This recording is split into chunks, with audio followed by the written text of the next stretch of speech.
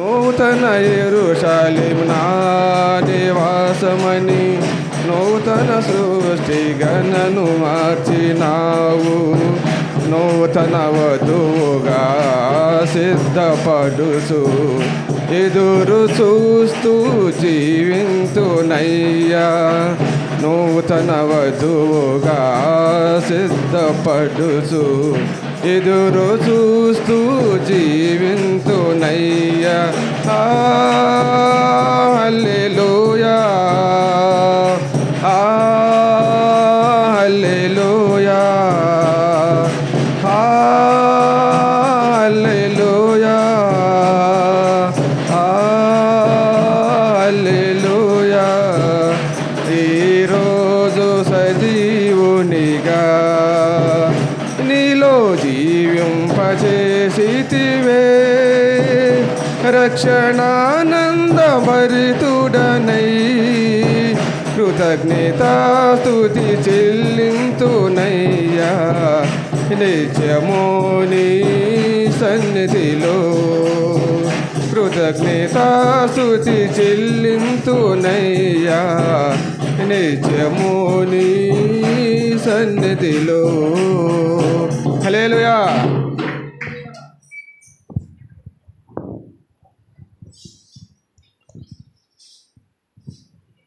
ఒకసారి రెండు చేతులు ఎత్తి బిగ్గరగా స్తోత్రం చెప్దామా?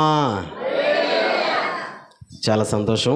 మనం ప్రతి సంవత్సరం ప్రతి నెల ఇదే విధంగా మన సంఘాలలో ఎక్కడైతే ఆదివారం ఆరాధన జరుగుతుందో ఆ ప్రాంతాల్లో ఒక్కొక్క నెలలో ఒక్కొక్క దగ్గర పెట్టుకుంటూ వస్తాం. గంగనపాలెం, శ్రీనివాస సత్రం, కాకువారిపాలెం. ప్రతి నెలలో ఎవరో ఒక దైవజనుల్ని ఖచ్చితంగా మనం పిలుస్తాం. అదేవిధంగా ఈ నెలలో కూడా ఎలీషా అన్నగారిని పిలవడం జరిగింది. ఒక 3 రోజుల క్రితమో 2 రోజుల క్రితమో చెప్పా అంతే నేను. కానీ ఆహ్వానాన్ని మన్నించి మన మధ్యకి వచ్చారు. నాకైతే చాలా సంతోషం. నేను చిన్నపిల్లడప్పటి నుంచి అన్నను చూస్తున్నా.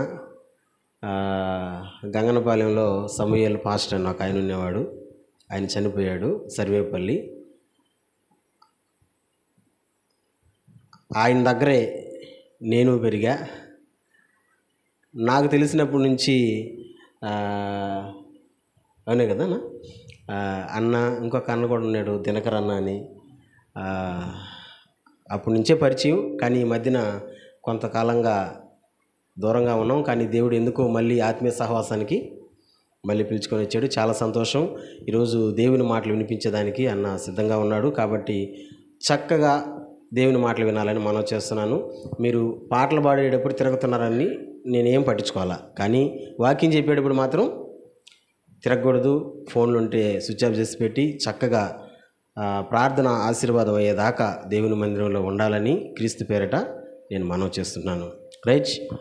ఆహ్వానాన్ని మన్నించి వచ్చినటువంటి ఎలీషా అన్నకి మనసారా వందనాలు చెల్లిస్తూ చప్పట్లు కొడుతూ సమయాన్ని నానగిద్దాం.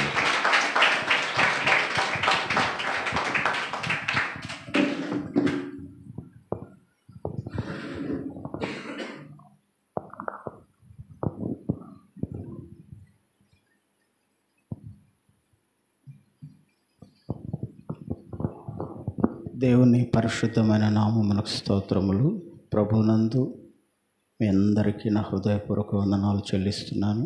ముఖ్యంగా ఈ దినమందు నన్ను ఆహ్వానించి నన్ను ప్రేమించి మరి ఈ సమయంలో ఈ రీతిగా దేవుని వాక్యాన్ని అందించడానికి దైవజనులు మహేష్ పాస్టర్ గారిని నేను మనపూర్వకంగా అభినందిస్తూ, ఎందుకంటే అతను చెప్పింది నిజమే. మరి మీ పాస్టర్ గారు, నేను, అదిగో మన మధ్యలో ఉన్నటువంటి అతను పేరు యాకోబు, యోహాను మేమంతా ఒకే మందిరంలో ఎదిగిన వారము, ఒకే దగ్గర పనిచేసేటువంటి వారం. మరి మీ పాస్టర్ గారు చెప్పినట్టు ఈ మధ్యలో దూరమయ్యాం. మరలా ఎందుకో దేవుడు మమ్మల్ని అందరినీ కలుపుతూ వస్తూ ఉన్నాడు. మరి ఈ సమయాన్ని ఈ దినముందు ఆహ్వానించినటువంటి మరి మహేష్ పాషరాయ్ గారికి కూడా నా వందనాలు తెలియపరుస్తూ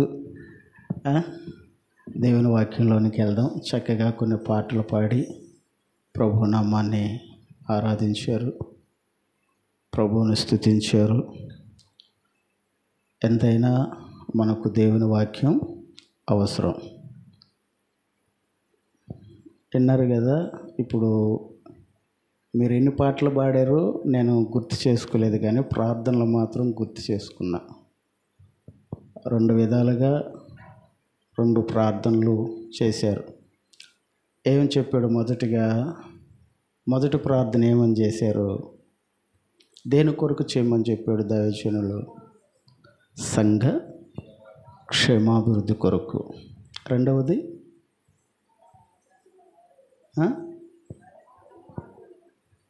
చెప్పాలి, గట్టిగా చెప్పాలి. ఇక్కడ ఎవరు చెప్పండి అమ్మా, ఎవరు హోదా కలిగిన వాళ్ళు లేరు. అమ్మ పెద్దగా మాట్లాడితే ఏమైనా అంటారేమోనని లేరు. పెద్దగా చెప్పండి. రెండవది ఏ ప్రార్థన చేసాము? దేని కొరకు చేయమన్నాడు? సమాధానం కొరకు. అనారోగ్యంతో ఉన్నవారికి దేవుడు ఆరోగ్యం కొరకు. చూసారా, నేను కొన్ని ప్రాంతాల్లోకి వెళ్ళినప్పుడు పిలుస్తూ ఉంటారు.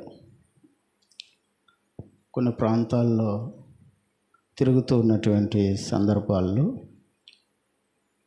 చాలామంది కొన్ని ప్రార్థనల కొరకు వాళ్ళు ఇదే విధంగా ఉపవాసాలుండి ఆల్ నైట్ ప్రార్థనలు పెడుతూ ప్రార్థనలు చేపిస్తుంటారు. నేను ఈరోజు ఉన్నటువంటి ప్రార్థన చాలా ఇష్టపూర్వకంగా ఉంది. సంఘ క్షేమాభివృద్ధి కొరకు చేయమన్నాడు. దేని కొరకు? మా సంఘానికి అది కావాలి, మా సంఘం ఈ విధంగా ఉండాలి అని చెప్పి చేయించే వాళ్ళు ఉన్నారు. కానీ మీ దైవజనులు, మీ పాస్టర్ గారు అలా చెప్పలా. సంఘము క్షేమాభివృద్ధి పొందాలి. సంఘంలోకి వచ్చిన ప్రతి కుటుంబము ఆశీర్వదించబడాలి. సంఘములోకి వచ్చినటువంటి ప్రతి బిడ్డ ఆరోగ్యముతో నింపబడాలి. కృపాక్షేమాలతో వాళ్ళు ఉండాలి. వారికున్నటువంటి అప్పు సమస్యలన్నీ తీర్చబడాలి. చాలా శ్రేష్టమైన ప్రార్థనలు కదా. ఈ కాలంలో కొదువైపోయినాయి ఈ ప్రార్థనలు. ఈ కాలంలో కొదువైపోయి నిజమే, కడవర దినాల్లో ఉన్నాం కనుక అలా జరుగుతూ వస్తున్నాయి. వారి యొక్క నడిపింపు మనం ఎవరిని విమర్శించకూడదు. కానీ మీ పాస్టర్ చేయించిన ప్రార్థనలు చాలా నచ్చాయి. చాలా ఇష్టపూర్వకంగా ఉంది. నిజమే, ఇది ఒక ఆత్మ సంబంధమైనటువంటి దైవజనులకు ఉండవలసినటువంటి అవగాహన. మీ ద్వారా ఏదో పొందుకోవాలన్న ఆశ లేకుండా మీరు క్షేమంగా ఉండాలంటున్నాడు. అవునా? అందుకనే అపోస్తలుడైన పౌలు కూడా ఒక మాట అంటాడు, మీరు క్రీస్తు యేసునకు కలిగిన మనస్సు కలిగి ఉండి అంటాడు. ఈ దినాల్లో కొద్దిమందే ఉంటారు అలాంటి వాళ్ళు. అంతేనా? సరే, మంచిది. చక్కగా పాటలు పాడారు. ఈ సమయంలో దేవుని వాక్యంలోనికి మనం వెళ్దాం. అందరూ ఒకసారి దేవుడు మనందరితో మాట్లాడినట్లుగా మోకరించి కృతజ్ఞతాస్తుతులు స్తోత్రాలు చెల్లిస్తూ, ఎందుకు అంటే స్తుతుల మధ్యలో ఆసీనుడైన దేవుడు మన దేవుడు.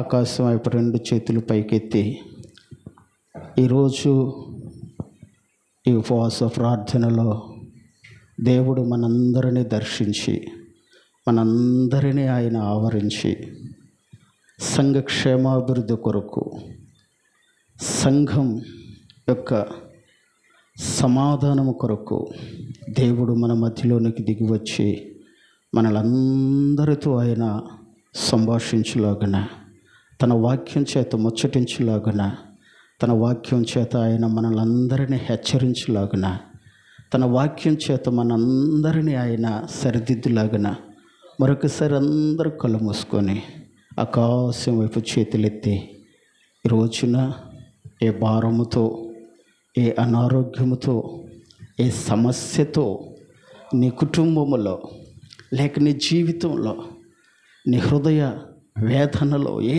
విధమైనటువంటి దుఃఖము చేత లేక సమస్య, నానా విధములైనటువంటి బాధల చేత ఈరోజు ప్రభు సన్నిధిలో నువ్వు కూర్చొని ఉన్నావో, దేవా ఈరోజు నీవు నాతో మాట్లాడు నాయనా, ఈరోజు నీవు నన్ను దర్శించు యేసయ్యా, నీవు తప్ప నాకు వేరొక ఆదరణ లేదు నాయనా, నీవు తప్ప నాకు వేరొక దిక్కు లేదు అని అందరూ నిండు మనస్సుతో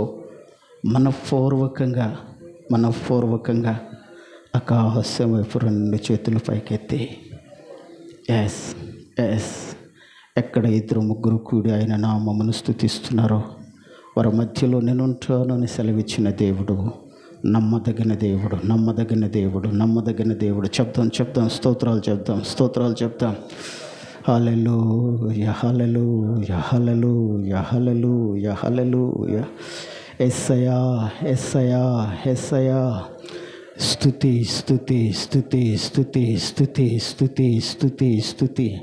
ఈ ప్రాంతాన్ని మీరు ప్రేమించారు నాయన, ఈ ప్రాంతాన్ని మీరు ఏర్పరుచుకున్నారు ప్రభువా. ఇదిగో నశించిపోతున్న ప్రజల కొరకు నాయన తండ్రి, నీ దాసులను మీరు దర్శించారయ్యా. ఈ ప్రాంతంలో నిలబెట్టి జరిగించుచు వచ్చుచున్న ఈ పరిచర్యను బట్టి నేను స్తుతిస్తున్నాం. ఈరోజు మేమంతా కలిసి నాయనా నిన్ను ఆరాధించడానికి నువ్వు మాకు ఇచ్చిన గొప్ప భాగ్యాన్ని బట్టి నీకు స్తోత్రం స్తోత్రం స్తోత్రం స్తోత్రం స్తోత్రం స్తోత్రం స్తోత్రం స్తోత్రం స్తోత్రం స్తోత్రం స్తోత్రం. చెప్దాం మనసారా స్తుతి. నీ నోట ఉన్నప్పుడే నీ స్థితిని మార్చగలిగిన దేవుడు మన ఆరాధ్య దైవమైన నజరేయుడైన యేసు. హల్లెలూయా హల్లెలూయా. నాతో మాట్లాడు నాయన, నీ వాక్యము చేత నాతో మాట్లాడు. నన్ను దర్శించు, ఆవరించు స్వామి. తండ్రి నీకు స్తోత్రం స్తోత్రం స్తోత్రం స్తోత్రం స్తోత్రం. హల్లెలూయా హల్లెలూయా హల్లెలూయా. అభిషక్తుడా నా పరిశుద్ధ పర్వతమా, నా అభిషేక తైలమా, నా తండ్రి, నా ఆరాధ్య దైవమా. పిలుద్దాం యేసయ్యను పిలుద్దాం. మన మధ్యలోనికి ఆయన బలమైన మందసమై దిగివచ్చినట్లుగా తన దాసుల హృదయములో ఉన్నటువంటి ప్రయాస, ఆవేదన దేవుడు దర్శించి ఈ రీతిగా ఏర్పరిచినటువంటి ఉపవాస ప్రార్థనలో హల్లెలూయా హల్లెలూయా హల్లెలూయా హల్లెలూయా హల్లెలూయా హల్లెలూయా హల్లెలూయా.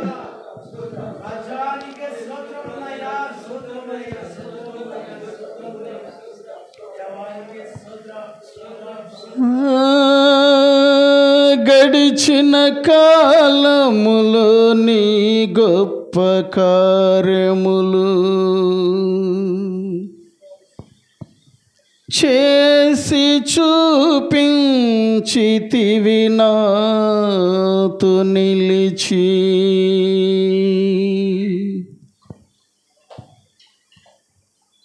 ఏ నాటికైనా నా దేవుడవు నీవే, నీకు వేరై ఫలించగలనా.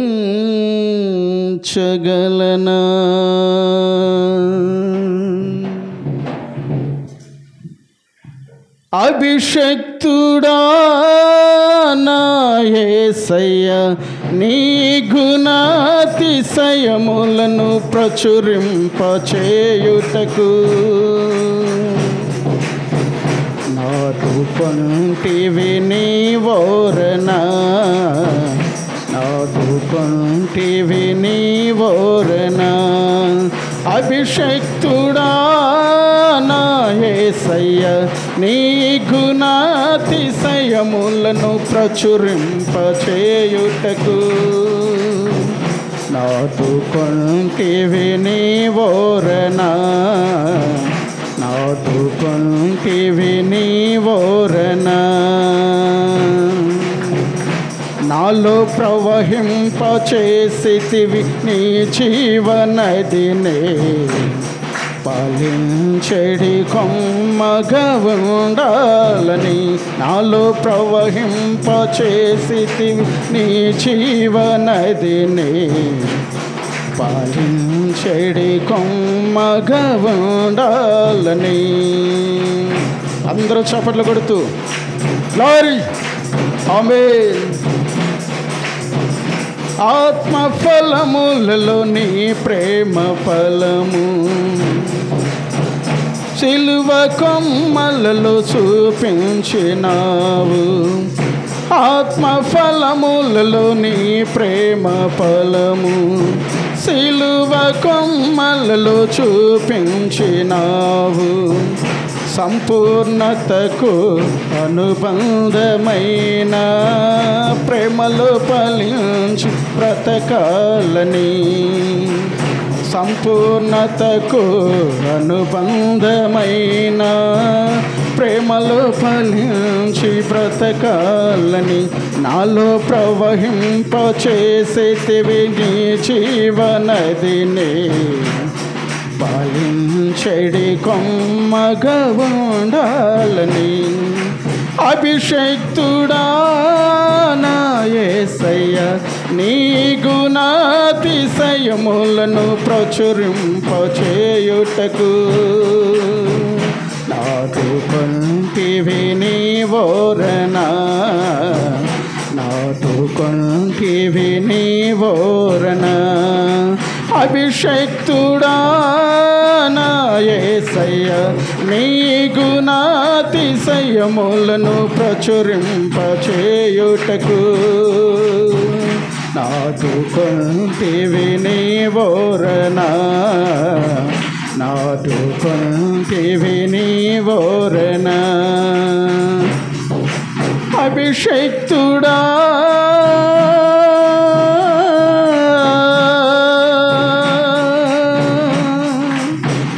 యేసయ్యా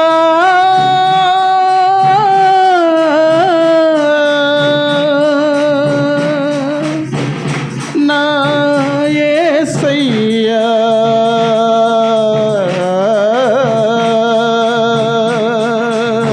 అందరూ అందరూ అందరూ అందరూ చప్పట్లు కొడుతూ గ్లోరీ ఆమేన్.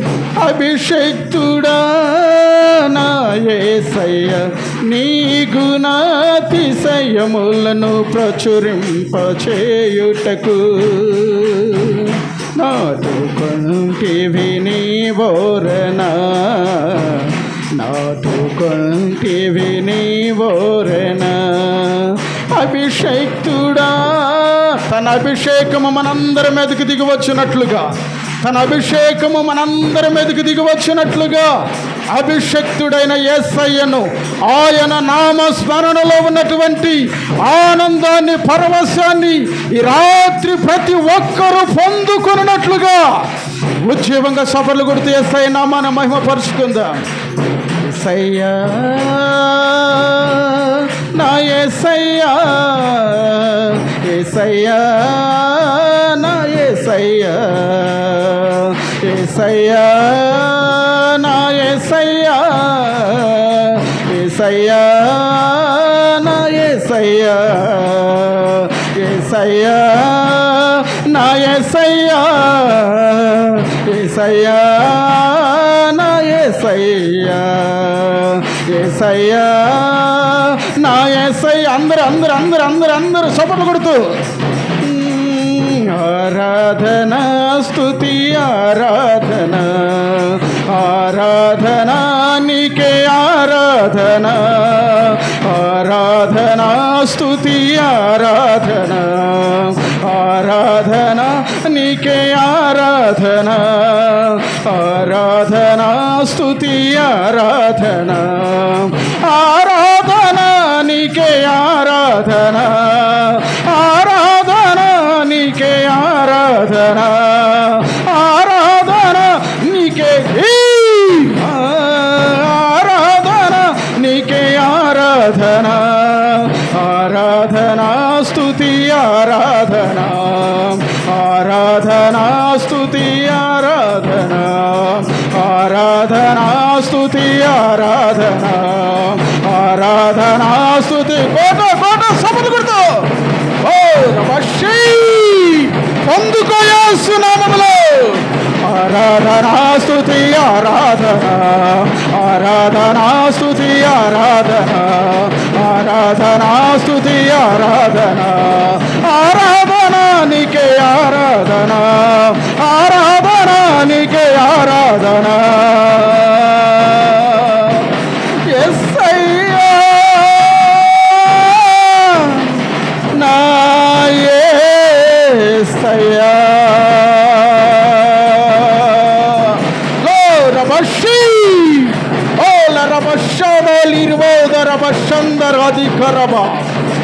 ఆరాధన నీకే ఆరాధన ఆరాధన నీకే ఆరాధన ఆరాధన ఆరాధన ఆరాధన స్తుతి ఆరాధన అందరూ అందరూ అందరూ అందరూ ఓ రమష ఆరాధన స్తుతి ఆరాధన ఆరాధన నీకే ఆరాధన ఆరాధన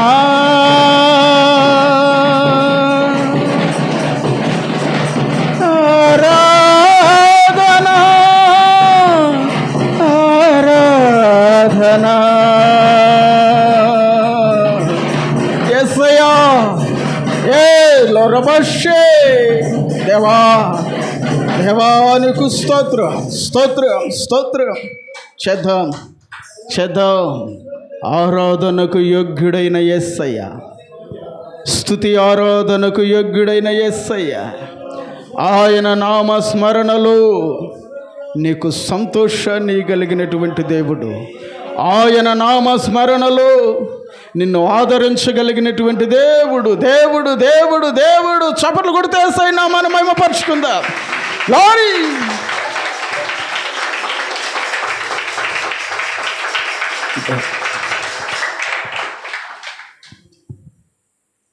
తండ్రి నీకు వందనాలు చెల్లిస్తున్నానయ్యా ఈ రీతిగా నీ నామమును స్తుతించడానికి నీ స్తుతి ఆరాధనలో ఉన్నటువంటి నీ మహిమస్వర్యమును నీ అభిషేకమును నాయన మాపై ఉంచుతూ వస్తున్నందుకు నీకు స్తోత్రాలు చెల్లిస్తూ కొన్ని నిమిషాలు నీ సన్నిధిలో అయ్యా నీ దాసుడనైనా నన్ను నీ నోటి పొరుగుగా వాడుకొని నీ సిలువు సాటు మరుగుపరిచి నీ సమయోచితమైన జ్ఞానము చేత నీ అనంతమైన జ్ఞానం చేత నింపి కొన్ని మాటలు నాతో మాతో అందరితో మీరు మాట్లాడి సంఘ క్షేమాభివృద్ధి కొరకు కుడి వచ్చిన ప్రజలకు ఆశీర్వాదకరంగా అన్నిటికన్నా ముఖ్యంగా నీ నామమునకు మహిమకరంగా కొన్ని నిమిషాలు మా అందరితో మీరు మాట్లాడి నీకు మాత్రమే మహిమ ఘనత ప్రభావాలు ఆరోపించుకుంటూ యేసుక్రీస్తు అతి శ్రేష్టమైన పరిశుద్ధ నామము ద్వారా అడుగుచున్నాము తండ్రి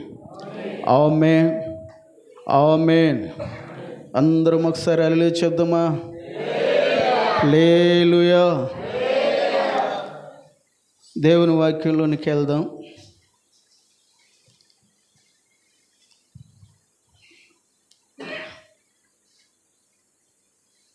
ఈరోజు ఏం చెప్పాలి అని ఆలోచిస్తున్నప్పుడు పరిశుద్ధ గ్రంథాన్ని దగ్గర పెట్టుకొని అయ్యా నీ దాసుల మధ్యకి వెళ్తున్నాం నీ బిడల మధ్యలోనికి వెళ్తున్నాం ఏం చెప్పాలి అన్నప్పుడు దేవుడు ఒక చక్కని మాటను దేవుని వాక్యాన్ని మనకు చూపించాడు. దాన్ని ఈరోజు మనమంతా ఇందాం. ద్వితీయోపదేశకాండము 33వ అధ్యాయము 28వ వాక్యాన్ని చదువుతాం. చదవండి, ఎవరైనా చదువుతారా? ద్వితీయోపదేశకాండం 33వ అధ్యాయం 28వ వాక్యం.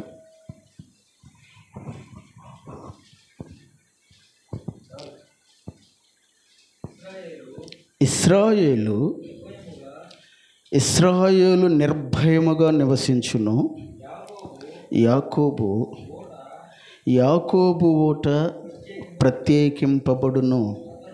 అతడు ధాన్య ద్రాక్ష రసములు గల దేశములో ఉండును. అతనిపై ఆకాశము మంచును కురిపించును. ఈరోజు దేవుడు మనతో మాట్లాడుతున్నటువంటి ఉపదేశం ఏంటంటే, ఇశ్రాయేలు మీద ఆయన ఆకాశపు మంచును కురిపించాడట.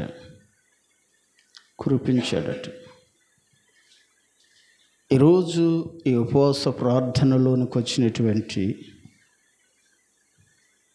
నా ప్రియ సహోదరి సహోదరులారా, ఈరోజు ఆకాశపు మంచు నీ మీద కురవబడి, ఆ ఆకాశపు మంచుతో నువ్వు తడపబడి క్షేమంగా మందిరంలో నుంచి నువ్వు వెళుతువు గాక.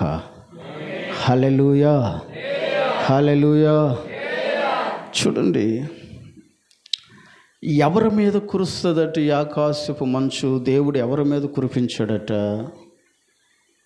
ఇశ్రాయేలు మీద. ఎవరి మీద? ఇశ్రాయేలు మీద ఈ ఆకాశపు మంచును కురిపించాడట. చూడండి, ఇక్కడ ఇశ్రాయేలీయుల యొక్క 12 గోత్రాల గురించి చెప్తూ, ఆ గోత్ర కర్తను మొదటి వ్యక్తిని గురించి చెప్తూ, ఇక్కడ యాకోబు యొక్క 12 కుమారులలో ఇశ్రాయేలు గురించి ఈ రీతిగా తెలియపరుస్తున్నాడు. చూడండి ఏమంటున్నాడు? ఇశ్రాయేలు 12 గోత్రాల గురించి చెప్తూ నప్తాలి గోత్రాన్ని గురించి, ఇంకా ఆషేరు గోత్రాన్ని గురించి, గాదు గోత్రాన్ని గురించి, ఇలా దాను గోత్రాన్ని గురించి చెప్తూ వస్తూ ఇశ్రాయేలును గురించి చెప్తున్నాడు. ఇశ్రాయేలు నిర్భయంగా నివసించును. అతని ఓట ప్రత్యేకించబడును.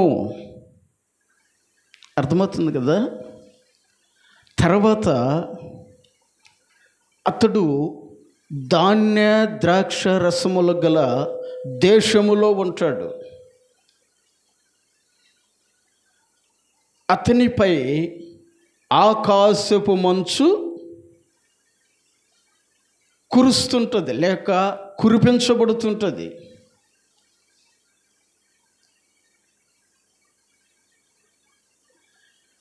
ఈ ఇశ్రాయేలు గురించి ఎందుకు దేవుడు ఈ రీతిగా మాట్లాడుతూ వచ్చాడు? మీరు అనుకోవచ్చు, ఒక వ్యక్తి మీద ఆకాశపు మంచు కురిచిందనుకో, ఆ వ్యక్తి ఎట్టుంటాడు? ఇప్పుడు బయట వెళ్తాం, మంచు కురుస్తుంది, మంచుకు దడిసిన వ్యక్తి ఎలా వస్తాడు? సహజంగా కురిచే మంచు, ఆ మంచుకు దడిస్తే నీకు జలుబు చేయొచ్చు, అనారోగ్యం రావచ్చు, తలనొప్పి రావచ్చు, ఇలా వస్తాయి. ఇది భౌతికంగా దేవుడు మనకు అనుగ్రహించినటువంటి మంచు. అయితే ఆ మంచు కాదు, ఈ వాక్య భావంలో దేవుడు చెప్తున్నటువంటి మంచు ఆ మంచు కాదు. ఈ ఇశ్రాయేలు మీద కురిచే ఈ మంచు అతనిని ధాన్య ద్రాక్షములు కలిగినటువంటి దేశములోనికి తీసుకెళ్తుందట. అతడు నిర్భయంగా నివసించడానికి కృప చూపుతుందట. అర్థమవుతుందా? అతడు చూడండి, ఆ 29వ వచనంలో చూస్తే అతనిని ఒక భాగ్యవంతునిగా ఆశీర్వదించడానికి వస్తుందంట ఆ మంచు. ఇశ్రాయేలు, నీ భాగ్యం ఎంత గొప్పదయ్యా అంటున్నాడు. భౌతికంగా కురిచే మంచు నీకు ఒకవేళ అనారోగ్యాన్ని తీసుకురావచ్చేమో, కానీ దేవుడు ఈ రోజున నీకు ఒక మంచు కురిపించబోతున్నాడు. ఆయన ఆ మంచు ఏమిటంటే, అనారోగ్యముతో ఉన్నటువంటి నిన్ను ఆరోగ్యకరంగా మార్చగలదు ఆ మంచు. చప్పట్లు కొట్టేసి నామాన్ని మహిమపరచుకుందాం. హల్లెలూయా, హల్లెలూయా. ఈరోజు నీవు ఏ దుఃఖముతో దేవుని సన్నిధిలో కూర్చొని ఉన్నావో, ఏ వేదనతో నువ్వు దేవుని సన్నిధిలో కన్నీరు కారుస్తూ ఉన్నావో, ఏ విధమైనటువంటి కుటుంబ సమస్యలతో ఈ రోజుని నీవు చింతిస్తూ సతమతమవుతూ బాధించబడుతూ వస్తున్నావో, ఏ సమస్య నీ కుటుంబాన్ని పరిపాలిస్తూ ఉందో, ఈరోజు ఈ సమయంలో ఆయన కురిపించేటువంటి ఈ మంచుతో నీవు ఆవరించబడినట్లయితే, ఆ మంచు చేత నీవు తడపబడినట్లయితే, ఈరోజు ఆయన నీతో చెప్తున్నటువంటి మాట ఏంటంటే, నీ కన్నీటి బ్రతుకును నాట్యముగా మార్చగలిగినటువంటి మంచు అది. చప్పట్లు కొట్టేసి నమ్మని మహిమపరుచుకుంటా. హల్లెలూయా, హల్లెలూయా. నీ దుఃఖ దినములను ఆయన తీసివేసి, విచారములను కొట్టివేసి, సంతోష వస్త్రాన్ని దేవుడు నీకు ధరింపచేసేటువంటి ఒక మంచును ఈ రోజున ఆయన నీపై కుమ్మరించబోతూ ఉన్నాడు.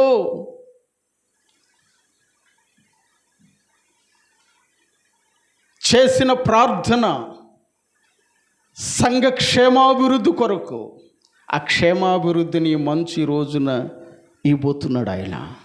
హల్లెలూయా, హల్లెలూయా. అయితే ఎవరిపై కురిపిస్తాడట? ఎవరిపై కురిపిస్తాడట?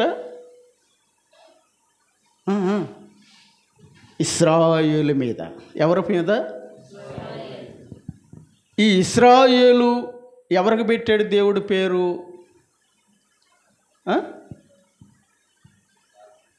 యాకోబుకి పెట్టాడు.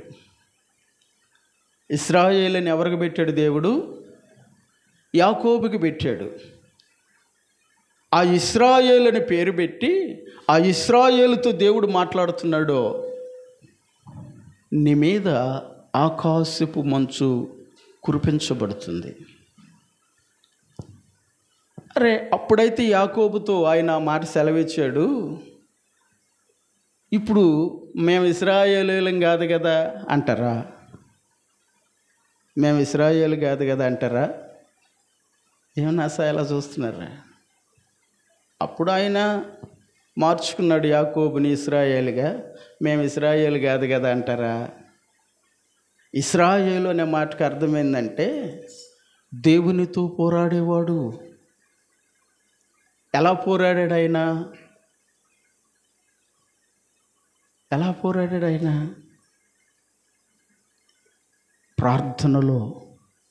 ప్రార్థనలో పోరాడాడట.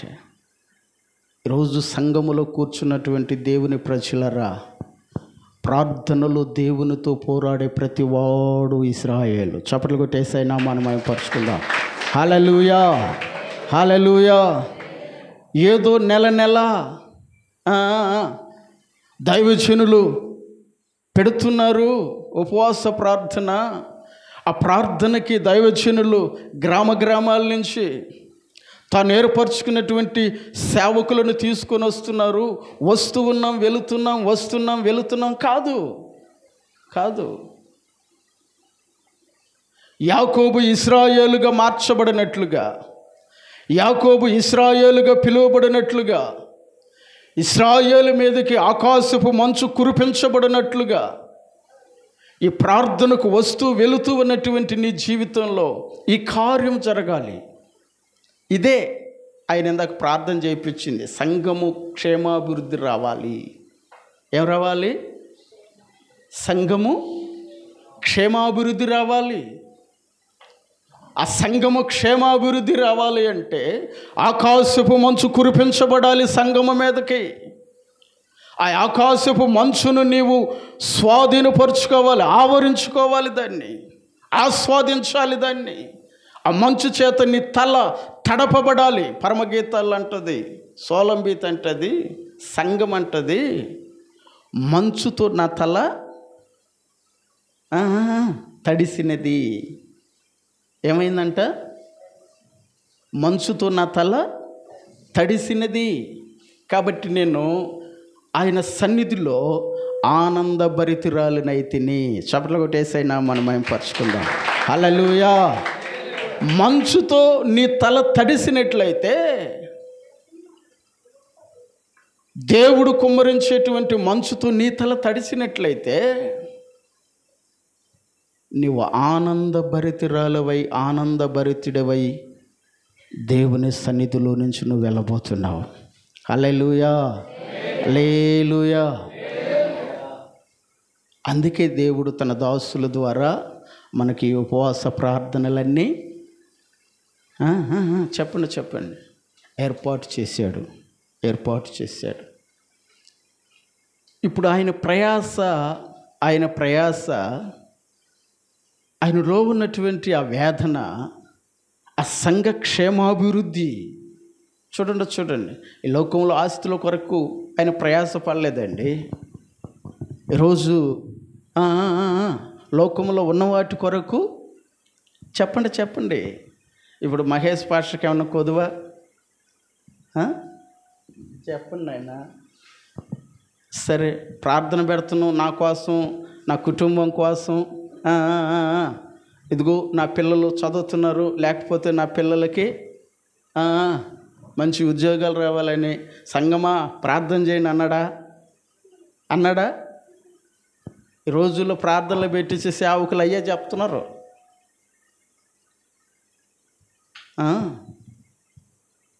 కానీ అలా అనలా. సంఘము క్షేమాభివృద్ధి రావాలి. ఏమిటి ఆ మంచు?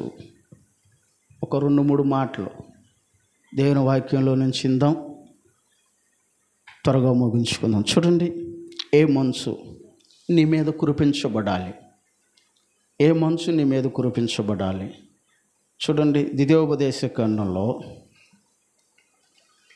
32వ అధ్యాయము 2వ వచనం. నా ఉపదేశము వానవలే కురియును, నా వాక్యము మంచువలెను లేత గడ్డి మీద పడు. బైబిల్ గ్రంథంలో, పరిశుద్ధ గ్రంథంలో మంచు దేనికి సాదృశ్యం? దేవుని వాక్యమునకు సాదృశ్యం. ఉన్నాయి, చాలా ఉన్నాయి మంచుకి. అతిక్రమాలు మంచుతో పోల్చాడు.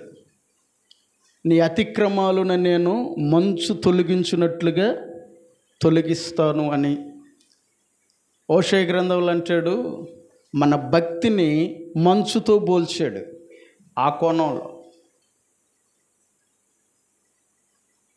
మరొక చోట నాశనకరమైనటువంటి కార్యానికి మంచును పోల్చాడు. కానీ అవి మనకొద్దు, ఆ మంచులు మనకొద్దు. కానీ మనకు కావాల్సినటువంటి మంచు ఇక్కడ ఉంది. ఏమిటి ఆ మంచు అంటే దేవుని వాక్యం. మంచు వలె మనందరి మీదకి అది దిగి రావాలట. ఎవరి మీదకి దిగి వచ్చిందట? ఇశ్రాయేలు మీదకి. ఎవరి మీదకి వచ్చింది? ఇశ్రాయేలు మీదకి. ఆనాడు ఆ ఇశ్రాయేలు మీదకే కాదు, ఈరోజున నీవు ఏ బాధతో, ఏ సమస్యతో, ఏ విధమైన భారముతో దేవుని సన్నిధిలోకి వచ్చావో, అదిగో ఇశ్రాయేలు అను నామమునకు సాదృశ్యమైనటువంటి దేవునితో పోరాడువాడు. ఈరోజున నీవు ఏ సమస్యతో దేవుని సన్నిధిలో కూర్చొని ఉన్నావో, ప్రార్థనలో ఈరోజు నీవు దేవునితో పోరాడగలిగితే, ప్రార్థన చేయగలిగితే, ఈ వాక్యం అనేటువంటి మంచు నిన్ను ఆవరించడానికి కృప చూపుతుంది, ఆవరించడానికి కృప చూపుతుంది. హల్లెలూయా, హల్లెలూయా. ఏంది దీని వలన మనకు ప్రయోజనం? వాక్యపు మంచు నిన్ను ఆవరిస్తే దాని వలన ప్రయోజనం ఏంది? ఎందుకు ఈ రోజున క్రైస్తవ సంఘాలే కానీ, క్రైస్తవ కుటుంబాలే కానీ ఎందుకు అభివృద్ధి పరచబడలేకపోతున్నాయి? ఎందుకు క్రైస్తవ కుటుంబాలు ఫలించలేకపోతున్నాయి? ఎందుకు ఈ రోజున శ్రీమంతుడైనటువంటి దేవునిని ఆరాధిస్తూ కూడా ఎందుకు వెనకబడిపోతున్నాయి? సేవకుని గుండెల్లో ఉన్నటువంటి భారం ఎందుకు అలాగే మిగిలిపోతుంది అని అంటే, ఈ వాక్యపు మంచుని ఆస్వాదించక, ఈ వాక్యపు మంచు వారిపై కుమ్మరించబడక, ఒకవేళ సేవకుల ద్వారా కుమ్మరించిన నేను వింటూ ఉంటా, మీ పాస్టర్ గారు ప్రతిరోజు పెట్టేటువంటి వాక్యమును వింటూ ఉంటాను. నిద్రలేసి దాన్నే వింటాను నేను. ఒకటి మీ పాస్టర్ వింటాను, రెండవది ప్రొద్దుటూరు నుంచి జాన్ రాజు పాస్టర్ గారు ఒక అయ్యగారు పంపుతాడు నాకు, దాన్ని వింటా. చాలామంది పెడతారు కానీ నేను ఈ కంటిన్యూ చేస్తా. మొదట మీ అయ్యగారిదే వింటా నేను, తర్వాత వాళ్ళు వింటా. ఎందుకు ఆ ప్రయాస, ఎందుకు ఆ వేదన అంటే, సంఘం అభివృద్ధి పరచబడాలి, సంఘము ఫలించాలి. మంచు కురిసినటువంటి పైరు ఏ విధంగా అయితే ఫలించడానికి ఇష్టపడుతుందో, మంచును ఆవరించినటువంటి చెట్టు ఏ విధంగా అయితే ఫలించి అభివృద్ధి పరచబడి కాపు కాస్తుందో, సంఘమా నీవు కాపు కాయడానికి, నీవు ఫలించడానికి దేవుడు ఆకాశపు మంచును కురిపిస్తున్నాడు. ఏ మంచు అంటే దేవుని వాక్యమనే మంచు. ఈ దేవుని వాక్యమనే మంచు ఎవరు ఆస్వాదిస్తారో వారి జీవితాలు ఫలిస్తాయి, వారి జీవితాలు అభివృద్ధి పరచబడతాయి, వారి కుటుంబాలు ఆశీర్వదించబడతాయి. వారి యొక్క హృదయములో ఉన్నటువంటి దుఃఖమును ఆ వాక్యమనే మంచు తీసివేసి వారికి సంతోషాన్ని కలుగ చేస్తుంది. చూడండి యెషయా గ్రంథము, చూడండి యెషయా గ్రంథము, ఆ వాక్యపు మంచు ఎలా ఉంటుందో చూడండి. ఒక వ్యక్తి జీవితంలో అది కుమ్మరించబడినప్పుడు, యెషయా గ్రంథము 55వ అధ్యాయము, త్వరగా మనం కొన్ని నిమిషాలు చూద్దాం. 55వ అధ్యాయం 10వ వచనం.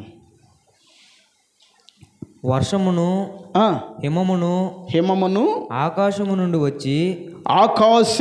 వచ్చి అక్కడికి ఏలాగు మరలక భూమిని తడిపి విత్తువానికి విత్తనమును భుజించువానికి ఆహారమును కలుగుటకై అది సిగిరిచ్చి వర్ధిల్లునట్లు చేయును. అలాగే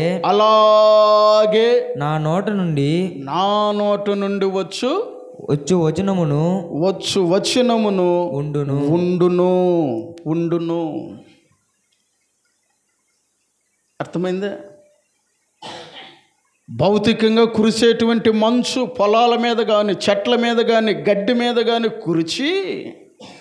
కురవబడినటువంటి ఆ మంచు మరలా వెళ్ళిపోకుండా దేని మీద అయితే కురిపించబడుతుందో దానిని సిగిరింపచేసి, దాన్ని ఫలింపచేసి కాపు కాసేటువంటి విధానములోనికి తీసుకొస్తుందో, ఇదిగో నా నోటు నుంచి వచ్చేటువంటి ఆ ఆకాశపు మంచు అయినటువంటి దేవుని వాక్యం ఒక వ్యక్తిని ఆ విధంగా ఫలింపచేస్తుంది. హల్లెలూయా, హల్లెలూయా, హల్లెలూయా.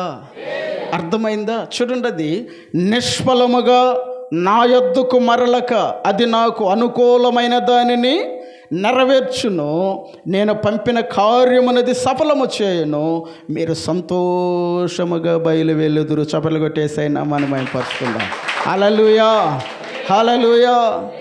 ఎలా వెళ్తారంట? ఎలా వెళ్తారట? ఈ ఆకాశపు మంచుకు నీవు తడిచినట్లయితే, ఈ వాక్యమైన మంచును నీవు ఆస్వాదించినట్లయితే, ఏ దుఃఖముతో దేవుని సన్నిధిలోకి వచ్చావో నువ్వు వెళ్ళేటప్పుడు సంతోషముగా వెళ్తావు. గడిచిన నెలలో ఒక స్త్రీ వచ్చింది మేము చేసే ప్రార్థన మందిరం దగ్గరికి. ఆ అమ్మాయికి ఒగో బాగంటే తెలివి వచ్చిన దగ్గర నుంచి పిడుసంటే పెళ్ళయింది. 2 పిల్లలు, కొడుకు కూతురు. ప్రతిరోజు పడిపోయేదంట అమ్మాయి. ప్రతిరోజు అది వచ్చి పడిపోయేదట. వాళ్ళు చేయాల్సిందంతా చేశారు. హాస్పిటల్ తిరిగి చివరికి ఏసై దగ్గరకు వచ్చారు. ఏసై దగ్గరకు వస్తే, ఏందమ్మా నీ సమస్య అని అడిగినప్పుడు, అన్నా నాకు ఇది సంవత్సరాల తరబడి నుంచి ఉన్నటువంటి సమస్య అన్నది. అదే ఏంది అది అంటే అప్పుడు చెప్పింది ఆ అమ్మాయి. చెప్తే, దీనికి మీరేం చేయమంటారు అది చెప్తే నేను దాన్ని చేసుకుంటాను అన్నది. నేనేం చెప్పనమ్మా, దేవుని సన్నిధిలో ప్రార్థన చేసుకో. ఇక రాదు. నమ్మతారే మాట? దేవుని సన్నిధిలో ప్రార్థన చేసుకో, ఇక రాదు. దేవుని వాక్యాన్ని నువ్వు ఒకవేళ చదివే పని అయితే చదువుకో. సేవకుడు చెప్తున్నటువంటి మాటలు విను. సేవకుని ద్వారా వచ్చేటువంటి ఆ ఉపదేశాన్ని అంగీకరించు. ఆ వాక్యాన్ని నీ హృదయములోనికి తీసుకో. నీవు పుట్టింది మొదలుకొనించుందో, తరాలు తరబడి ఉన్నదో నాకు తెలియదు. ఈ వాక్యముని నీ హృదయములోనికి నువ్వు తీసుకురాగలిగితే మోక్ష నీలోనికి రాదు. యేసు నామములో హల్లెలూయా, హల్లెలూయా. ఈ వాక్యపు మంచుతో నువ్వు తడవగలిగితే, ఈ వాక్యముని నీ హృదయములోకి నువ్వు తీసుకురాగలిగితే, తీసుకుంటే మోక్ష నీలోకి రాదు. అన్న నిజమా అన్నది. అంతే, రాదు. తన భర్త అన్నాడట, వాళ్ళు అట్టే చెప్తారు, వాళ్ళని నమ్మొద్దు అన్నాడట. అన్న మా ఆయన ఈ మాదిరి అంటున్నాడు, ఈ విధంగా అంటున్నాడు అని. నీ ఇష్టం. మీ ఆయన మాట వింటావో, దేవుని మాటే వింటావో, నీ ఇష్టం. పోవాలి, అది నాలో నుంచి పక్కకి వెళ్ళాలి.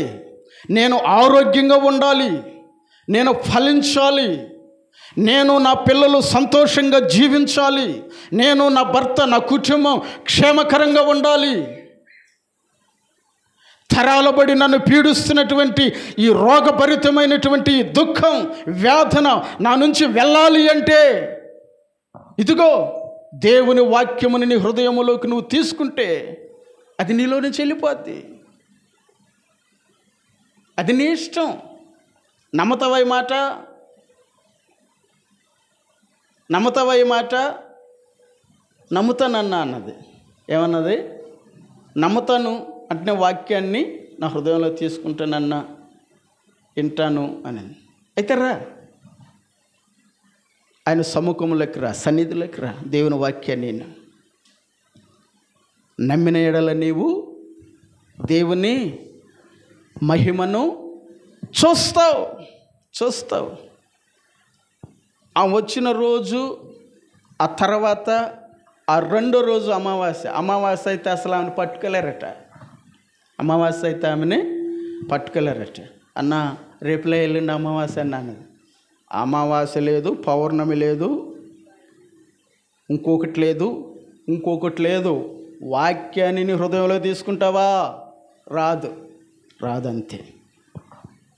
ఇంటికి పోయి చెప్పిందంట, ఆ పాస్టర్ ఒకటే చెప్తున్నాడు, ఎంతసేపు రాదు రాదు రాదు అంటున్నాడు ఆయన అన్నదంట. ఏమో నీ ఇష్టం, నాకు తెలియదు అన్నాడు. రాలా, అప్పటి నుంచి రాలా. దేవునికే మహిమ, దేవునికే మహిమ.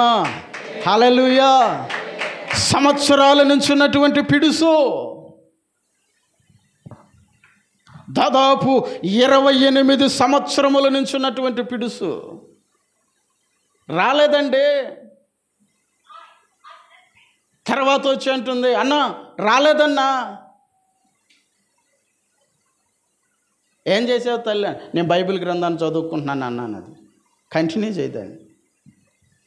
దాన్ని నువ్వు చదివేటప్పుడు నీ హృదయంలోకి తీసుకో, ఇంకా రాదు. తర్వాత అంటే రాలా, 2 నెలలు రాలా, 2 నెలలు రాలా. మొన్న అమావాస్యకి దీనికి మనమేమి చేయలేదు. ఆ పాస్టర్ కూడా ఏది చేయలేదు, రాదన్నాడు. మనం వాక్యాన్ని చదువుతున్నాం. ఆపేసి గమ్మునుంటే వస్తుందేమో అనుకొని ఇంట్లో కూర్చునిందంట. మొన్న అమావాస్యకి వచ్చేసింది. ఏంటారు మాట? ఎప్పుడు? నిన్న మొన్న ఎప్పుడు అమావాస్య? ఆదివారం కదా. ఆదివారం ఎప్పుడు?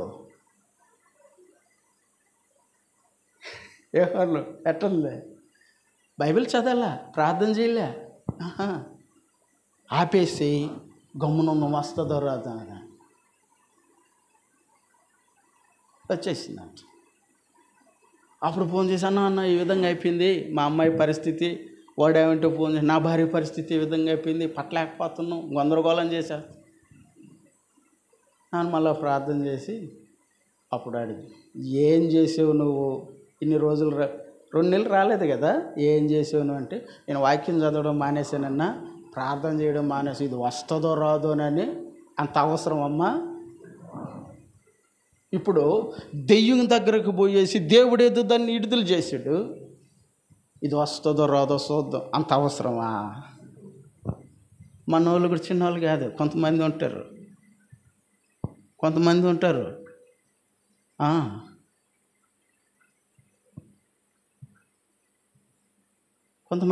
ఆ విధంగా.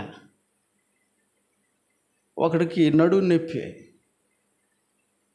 ఈ పరిసర ప్రాంతాల్లోనే ఉండాలే, వాడు పేరొద్దు. ఇదే విధంగా ఆల్రెడీ ప్రార్థన జరుగుతుంటే వాడిని ఆడికాడికో తీసుకెళ్ళారు. పోలది దూగడుతూ వస్తున్నాడు. ఏం రాబాయ్ అంటే, నడుము నొప్పి అన్నా, పట్టేసి ఉంది, ఏం జరిగిందో ఏమో నాకు తెలియదు, పైకి లేనిట్టు లేదని. ఇప్పుడు వెళ్ళిపోద్దిరా అదే అన్న,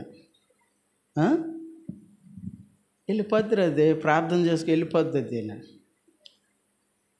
ప్రభువుని ఆరాధించుచున్నప్పుడే దేవుడు దాన్ని తోలేసాడు పక్కకి. చక్కగా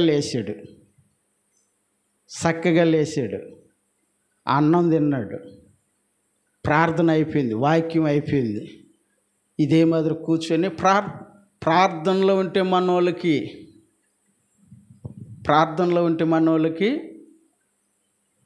అట్టనే కుమ్మరించబడుతుంటుంది. ఏంది చెప్పండి? మనమే కదా, పెద్దోళ్ళు ఎవరు లేరులే, మనమే కదా. చెప్పండి. ఒకవేళ మీ అయ్యగారు ఏమన్నా అనుకుంటాడైనా చెప్పండి. ఆయన ఏమీ అనుకోండి, నేను ఏమి అనుకోండి, మీ ఇద్దరం ఒక సంఘస్థులం, ఒక సంఘంలో ఎదిగిన వాళ్ళమే. చెప్పండిలే. కాకపోతే మీ ఇద్దరు ఉన్నప్పుడు ఇవ్వనిందా పాస్టమ్మా? లేదు, ఆమెను నేను చూడలే. కానీ మీ అక్క మాత్రం నాకు బాగా తెలుసు, నన్ను బాగా గౌరవిస్తుంది. అక్క బాగా చూస్తుంది. దేవుడు అక్కని ఆశీర్వదించిన కాక మీకోసం ప్రార్థన చేయమని కూడా చెప్పేది మాకు. ఎవరక్క అంటే అప్పుడు చెప్పింది. అంతకుముందు మా మరిది పాస్టరు, మా చెల్లెలు పాస్టర్ అమ్మ, ఎవరమ్మ వాళ్ళు అనే పేర్లు చెప్పామనేది నేను. ఎవరమ్మ వాళ్ళు అని అంటే, అవన్నీ ఎందుకులే అన్నాను, ప్రార్థన చేయన్నా అనేది. ఆ తర్వాత అడిగితే అప్పుడు చెప్పింది వీళ్ళిద్దని. ఓహో అనుకొని చేస్తాను తల్లి, వాళ్ళ కోసం అయితే నిశ్చయంగా చేస్తాను అని. చూడు, ప్రార్థనలో ఉన్నప్పుడు ఇందాక అయ్యగారు అంటున్నాడు, స్వరాలు శబ్దం రావాలంటే ఏ శబ్దం రావాలంటే ఇప్పుడు ఎండిపోయిన ఎముకలు ఉన్నాయి, వాటిలో ఏ శబ్దం వచ్చిందంటే గడగడం అనే శబ్దం వచ్చింది. లేచి నిలబడ్డి. ఇప్పుడు ఒకసారి ఆలోచించు, శబ్దం రావాలంటే మనోళ్ళు వస్తారు కానీ ఏసయ్యేమో బాగు చేయాల, శబ్దం మాత్రం రాదు. ఏం రాదు? స్తుతించండి అమ్మాను రాదు. ప్రార్థన అయిపోయింది లేదు, స్తుతిస్తున్నారనుకో. ఒక అమ్మ ఉండేది, తల్లి నువ్వు బలిపీఠం కాడే వచ్చి కూర్చుంటున్నావు, నువ్వు దర్శనాలు చూస్తున్నావు, కళలు చూస్తున్నావు, నాకు తెలీదు, అది నాకు అంటుకునేటట్టు నాకు చేయబాక, యేసునామములో మిమ్మల్ని స్వస్థపరుచునుగా కానీ బలిపీఠం కాడ జర నేనెట్టు అంటుంటే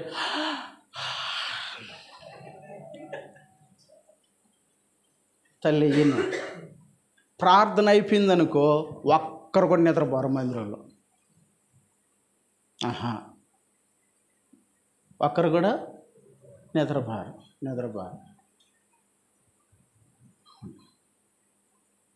అప్పుడు 3 గంటల దాకా కూడా మాటలు చెప్పుకుంటూ కూర్చుంటారు. ప్రార్థన అన్నామంటే అంతే, నిద్ర వచ్చేస్తుంటుంది. అంతేనా? లేలుయా లేలుయా. చూడండి, దేవుని వాక్యపు మంచుని మీద కుమ్మరించబడేటప్పుడు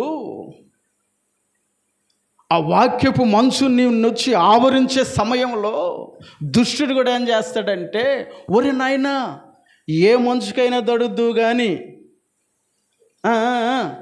ఈ వాక్యపు మంచుకు మాత్రం నీవు తడవకూడదని వాడు గొడుగేసుకుని వచ్చేస్తూ ఉంటాడు. గొడుగు ఎత్తుకుని వచ్చేస్తూ ఉంటాడు. ఒక్క పొరపాటున కానీ అన్నామంటే నీకు బట్టేస్తాడు గొడుగు. నీకు బట్టేస్తాడు గొడుగు పట్టిన వాళ్ళు ఎవరయ్యా అంటే మీరు చూడరు. ఇక్కడ మాకు కనబడుతుంటే దేవుడికి బట్టేసింది గొడుగు, పాస్టర్కి కనబడుతుంటుంది. ఆ తల్లిని నేను అడిగితే, అమ్మా నువ్వు అట్ట ఉండబాకేనండి సార్, మంచి దర్శనాన్ని జడగొట్టేసినావు కదా సార్ అన్నది నన్ను. ఏమంటుందంటే మంచి దర్శనాన్ని జడగొట్టేశానా అని అంటే అప్పుడు చెప్తుంది, ఒక ఆయన ఎవరో తెల్లంగా, అది నా మాదిరే తెల్ల గుడ్లు వేసుకొని ఎంతో చెప్తా ఉన్నాడు సార్ నువ్వు నన్ను దట్టేసినావు అని అన్నది. 2 రోజు ఆమె నిద్రపోతుండగా తట్టడానికి నాకు ఏం దర్శనం చూస్తుందా? నిజంగా సార్ ఒకవేళ తల్లి అన్నాం అనుకో, ఏమో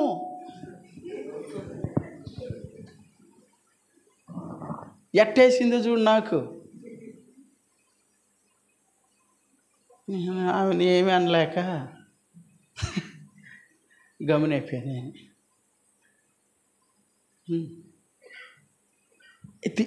అది కాదు, అలా ఉంటే నువ్వు ఫలించు, అలా ఉంటే నువ్వు సంవత్సరాలు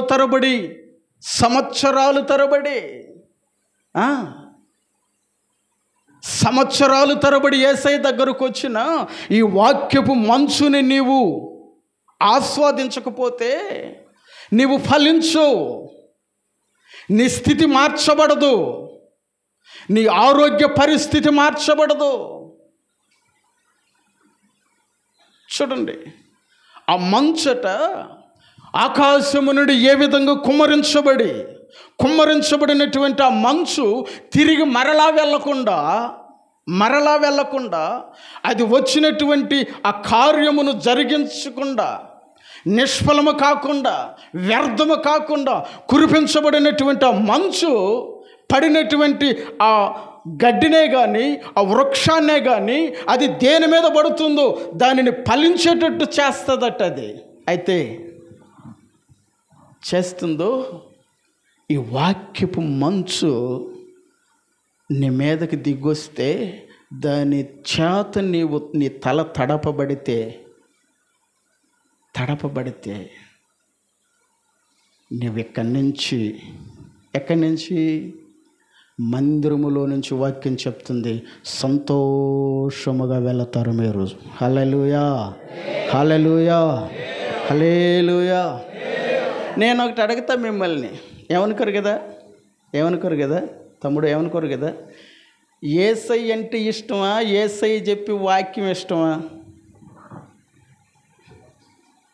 యేసై అంటే ఇష్టమా, యేసయ్య మాట ఇష్టమా? యేసై అన్నవాళ్ళు ఎవరు? చేతులు ఎత్తండి. ఇష్టం అన్నవాళ్ళు చేతులు ఎత్తండి. నాకు యేసై అంటే ఇష్టం అన్నవాళ్ళు చేతులు ఎత్తండి అమ్మా. నేనేం సినిమా హీరోని చెప్పట్లా, దొంగని చెప్పట్లా, యేసైని. నాకు యేసై అంటే ఇష్టం అన్నవాళ్ళు చేతులు ఎత్తండి.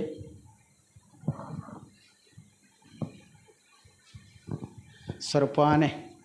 నాకు యేసయ్య మాట అంటే ఇష్టం అన్నవాళ్ళు చేతులు ఎత్తండి. హల్లెలూయా. యేసయ్య అంటే ఇష్టపడే వాళ్ళు ఉన్నారు, వాళ్ళు ఫలించరు. వాస్తవం, ఇది సత్యం. యేసయ్య అంటే అభిమానం చాలామందికి, యేసయ్య అంటే ప్రేమ చాలామందికి, యేసయ్య అంటే అనురాగం చాలామందికి. కానీ యేసయ్య దగ్గరకు వచ్చేవాళ్ళు ఎవరయ్యా ఆ దేవుని ఆశీర్వాదాలు పొందేది, ఎవరయ్యా దేవుని కృప పొందేది, ఎవరయ్యా ఆ శ్రీమంతుడైనటువంటి ఆ సర్వ సంపదల గనిలో ఉన్నటువంటి ఆ కృపాక్షేమాలు పొందుకునేది ఎవరయ్యా అంటే, యేసయ్య మాట విని దాని ప్రకారంగా నడిపించబడేవాళ్ళు. అవునా కదా? ఇప్పుడు పేతురు వచ్చాడు. పేతురు, నా మాట చొప్పున నీవు వలవేయి అన్నాడు. మాట చొప్పునే చెడిస్తారమనే చేపలు పట్టడానికి దేవుడు కృప చూపాడు. యేసయ్య నువ్వంటే ఇష్టంగానే నువ్వు చెప్పినట్టు నేను చేయను అని ఉంటాడు అనుకో, పట్టబోయాడా? సరే, కానా ఇందులోకి వెళ్ళాడు. ఎవరు? యేసయ్య. కానా విందులో ఏది కొదువా? ద్రాక్ష రసం లేదు. ఆ కుటుంబ యజమానుడు లేకపోతే అక్కడికి వచ్చినటువంటి వారందరూ కూడా, ఆయన తల్లి కూడా అంటది, అయ్యా వివాహం ఏమో ఘనంగా జరుగుతుంది, అందులో ఏం లేదు, ద్రాక్ష రసం లేదయ్యా, పొరుగు పోయే పరిస్థితి ఉందయ్యా, కొదువయ్యా అన్నప్పుడు, సరే నేను వచ్చాను కదా, కొదువుని తీరస్తాలు అన్నాడా? ఏం చెప్పాడు ఆయన? ఆ రాతి బాణలను నీళ్ళతో నింపండి. అప్పుడు మరియమ్మ అంటది, ఆయన మీతో చెప్పింది చేయాలి, చెప్పింది ఆయన మాట. ఈరోజున ఎంతోమంది వస్తున్నారండి కోకొల్లోలుగా, ఎంతోమంది వస్తున్నారు యేసయ్య దగ్గరికి వస్తున్నారు. సేవకుని ద్వారా ఆయన భారభరితమైనటువంటి ఆత్మను ఉంచి సంఘము క్షేమాభివృద్ధి నందాలి, అది అభివృద్ధి పరచబడాలి, నశించిపోయే ప్రతి ఒక్కరూ ఆరోగ్యకరంగా ఉండాలి, బలపరచబడాలి, వారి సమస్యలు తీర్చబడాలని ఆ భారభరితమైనటువంటి ఆత్మ సేవకునిలో ఉంచి, ఇదిగో పరిశుద్ధ గ్రంథంలో నుంచి ఆయన ఎన్నో మాటలు చెప్తూ వస్తున్నాడు.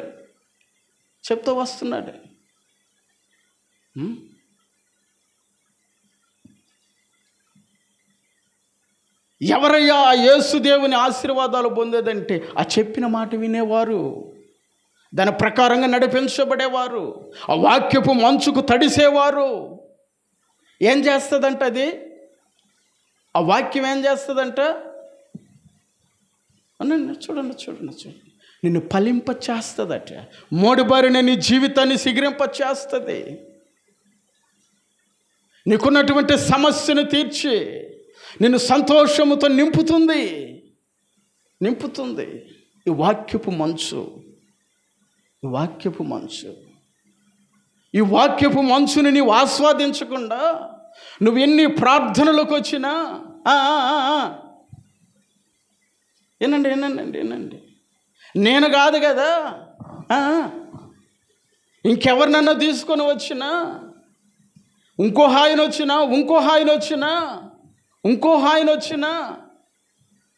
మీ పాస్టర్ గారి ద్వారా ఇంకో హాయిని తీసుకొచ్చినా లేకపోతే యేసు క్రీస్తునే తీసుకొచ్చిన మీ పాస్టరు వాక్యపు మంచు చేత నువ్వు తడవకపోతే, వాక్యపు మంచుని నీవు ఆస్వాదించకపోతే, ఆ వాక్యాన్ని నీ హృదయంలోనికి తీసుకోకపోతే ఏమైపోద్దంటే అది నిష్ఫలమైపోద్ది. హల్లెలూయా, హల్లెలూయా. నా ప్రియమైన దేవుని సంగమా, ఈరోజు మీ దైవజనుల యొక్క గుండెల్లో ఉన్నటువంటి నేను అనుకుంటాను, నేను ప్రతిరోజు అండి ఎంత భారమా. ఒకరోజు ఒకటి చూశాను సార్, నేను అక్కడ చూసా కొన్ని వ్యతిరేకతల గురించి అయ్యగారిని గురించి మాట్లాడుతుంటే దాన్ని కూడా విన్నాను. ఎంత భారం అంటే అంత స్పష్టంగా చెప్తూ వస్తున్నాడు.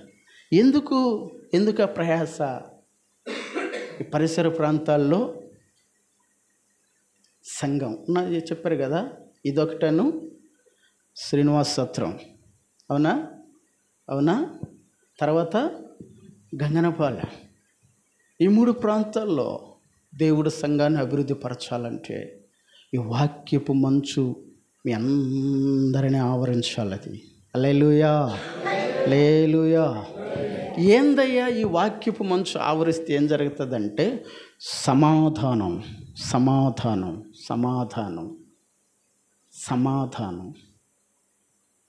సంఘము సమాధానము కలిగి ఉండాలి. అప్పుడే క్షేమాభివృద్ధి నొందుతుంది. అపోస్తుల కార్యాల్లో ఉందో చూడండి ఆ మాట. అపోస్తుల కార్యాల్లో ఉందో చూడండి ఆ మాట మనం చదువుదాం. అపోస్తుల కార్యములు 9వ అధ్యాయము 31వ వచనం. కావున యోదయ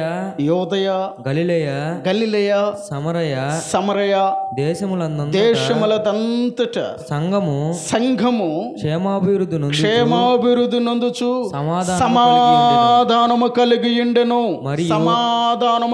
ఉండెను. సంఘానికి మొట్టమొదటి మెట్టు అభివృద్ధి పరచబడడానికి ఏముండాలి అంటే సమాధానం. అందుకే కొలస్సీలకు రాసినటువంటి పత్రికలు అపోస్తలుడైన పౌలు అంటాడు, కొలస్సీ సంఘమా, క్రీస్తు అనుగ్రహించు సమాధానం మీ హృదయములలో ఏలుచుండనీయుడి. సంఘం అభివృద్ధి పరచబడాలి అంటే కావాల్సింది ఆస్తులు కాదు, ఐశ్వర్యాలు కాదు, ఈ లోక సంబంధమైన ధనధాన్యాలు కాదు, పేరు ప్రఖ్యాతులు కాదు. సంఘానికి కావలసినది సమాధానం. ఆ సమాధానం సంఘములో విస్తరించబడాలి అంటే వాక్యపు మంచు ఆ సంఘాన్ని ఆవరించాలి. ఆ సంఘములో ఉన్నటువంటి ప్రతి వ్యక్తి, ప్రతి కుటుంబం ఆ వాక్యపు మంచు చేత తడపబడాలి. నా ప్రియమైన దేవుని బిడ్డలారా, సమాధానం అనేది సంఘానికి బంధం లాంటిది. ఎఫెసీయులకు రాసినటువంటి పత్రికల మాట రాయబడి ఉంది, మీరు సమాధానం అనే బంధము చేత. ఏ బంధం చేత? సంఘానికి ఏ బంధం ఉండాలి? సమాధానం అనే బంధం ఉండాలి. అందుకనే ఆది అపోస్తుల సంఘము ద్వారా దేవుడు అద్భుతమైన కార్యాలు జరిగించాడు. ఆది అపోస్తుల సంఘము ద్వారా దేవుడు ఘనమైన కార్యాలు జరిగించాడు.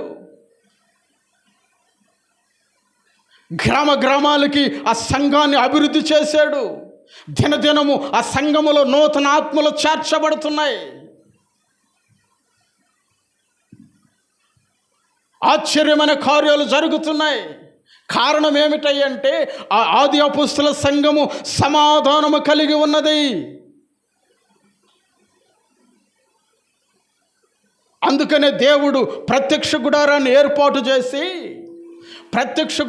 ఏర్పాటు చేసి దైవజనుడైనటువంటి మోషే ద్వారా ఆ గుడారానికి చుట్టూ పలకలు పెట్టమన్నాడు. ఏం పెట్టమన్నాడు? పలకలు.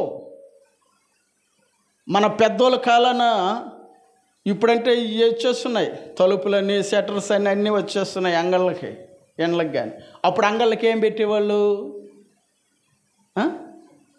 చెక్క తలుపులు, చెక్క పలకలు అవి పెట్టి ఒకదాన్ని నిలబెట్టి ఏం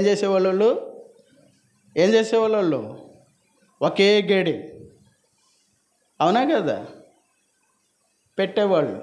పైన ఒకటి, మధ్యలో ఒకటి, అట్ట. ఈ ప్రత్యక్ష గుడారానికి కూడా పైన తెరలు పెట్టి కింద ఏం పెట్టాలి అంటే పలకలు పెట్టి అన్నాడు. ఆ పలకలే సంఘములో ఉన్నటువంటి విశ్వాసులు. హల్లెలూయా, హల్లెలూయా.